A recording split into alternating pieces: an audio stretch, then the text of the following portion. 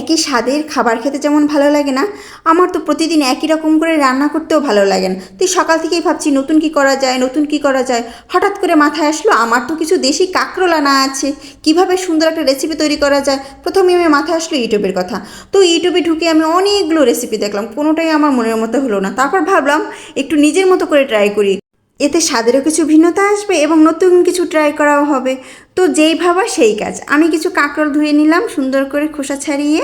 তারপরে আমি এগুলো মাঝখান থেকে কেটে নিলাম, কুচি কুচি করে ভাজি, তারপরে ফালা ফালা করে ভাজি, তো অনেক খেয়েছি। এখন আর সেভাবে না খাই। তারপরে এই বিচিগুলো আমি সুন্দর করে তুলে নিলাম। অনেকেই এই বিচিগুলো খেতে পছন্দ করে না, মুখের ভিতরে যখন লাগে কটস কটস লাগে, বিচিগুলো অনেকে ফেলেই দেয়। তো ফেলে কেন দেবো, সুস্বাদু খাবার যেহেতু তৈরি করা যাবে, ফেলে কেন দেবো আমি।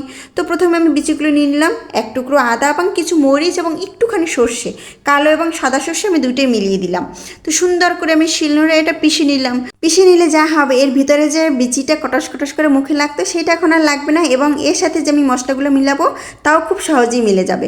এখানে আমি আহামরি কোনো মশলা দেবো না, এখানে একটু হলুদের গুঁড়ো, একটু মরিচের গুঁড়ো, একটু ধনিয়া গুঁড়ো এবং স্বাদ মতো লবণ, খুবই সামান্য লবণ, যতটুকু প্রয়োজন আমার ততটুকুই দেবো। সুন্দর করে এটা মেখে নেব। আমার এই যে রেসিপি তৈরি করার অর্ধেক কাজ আমার শেষ হয়ে গেল, আমার পুর তৈরি হয়ে গেল। এখন আমি একটা ব্যাটার তৈরি করে নেব।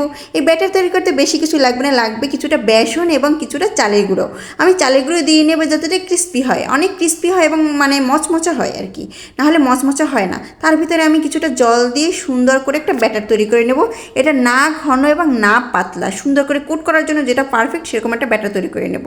তারপরে আমি এই খোসাগুলো কিছুটা ভাপিয়ে নেব একটু লবণ দিয়ে। তারপরে ভাপানো খোসার ভিতরে একটা চামচ দিয়ে ভিতরে পুরটা আমি সুন্দর করে ছেদ করে নেব। সেট করা খুবই ইজি ব্যাপার। এই যে সব পুরগুলো আমার ছেদ করা হয়ে গেছে। এখন আমি এই কাঁকরোলটা ব্যাটারের ভিতরে ঢুকিয়ে সুন্দর করে কোট করে নেব। কোট করে একদম ধোয়া ওঠা গরম তেলের ভিতরে ছেড়ে দেবো, এবং যে পাশটায় আমি পুর ঢুকিয়েছি সেই পাশটা আমি নিচে দেবো যাতে করে এটা সুন্দর করে ভাজা হয়। এখন লাল লাল করে ভেজে নিলেই তৈরি হয়ে গেল আজকের মচমচা সুস্বাদু রেসিপি। যখন ভাত দিয়ে খেয়েছি যা দারুণ লেগেছিল, আপনারা ট্রাই করবেন। Bye bye.